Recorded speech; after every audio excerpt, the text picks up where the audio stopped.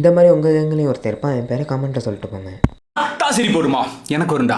எங்கள் மேம் என்னை கேவலமாக திட்டிக்கிட்டு இருக்கும்போது என் பக்கத்தில் ஒரு நாதாரி இதுக்குன்னே பிறந்து உட்காந்துருப்பான்.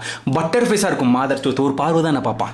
இப்படி திரும்பி பாப்பா எனக்கு சிரிப்பு வர ஆரம்பிச்சு, நான் சிரிக்க ஆரம்பிச்சா அவள் கண்ணை நினச்சாலும் தெரியல, டென்ஷன் ஆகி பிரின்சிபல் ரூம் காமிச்சிட்டான். சரி பிரின்சிபல் ரூம்குள்ளே போனால் 11 அரியர் வச்சிருக்க, வாழ்க்கையில் அடுத்து என்ன பண்ண போகிற நீ? விற்க போகிறது ஜட்டியா, போட போகிறது முட்டியான அவன் வாழ்க்கையை பற்றி பயங்கரமான கேள்விகள் கேட்டுட்டு இருக்கான்.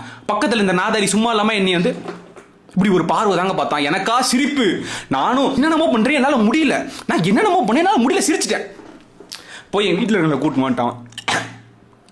டேய் தயவு செஞ்சு என்னை பார்த்து தொலையாதரா, ஏதாவது ஒரு ப்ரெசன்டேஷன் பண்ணும்போதோ இல்லை வேறு ஏதாவது வேலை பார்க்கும்போதோ என்னை பார்த்து தொலையாதரா, நீ பார்த்தாலே சிரிப்பு வருதுடா. ஆனால் அந்த நாதிரி சிரிக்க மாட்டான். அவன் சிரிக்கவே மாட்டான். பட்டெக்ஸில் பாம் வச்ச மாதிரி அப்படியே ஆளு ஸ்டிஃபாக நிற்பான்.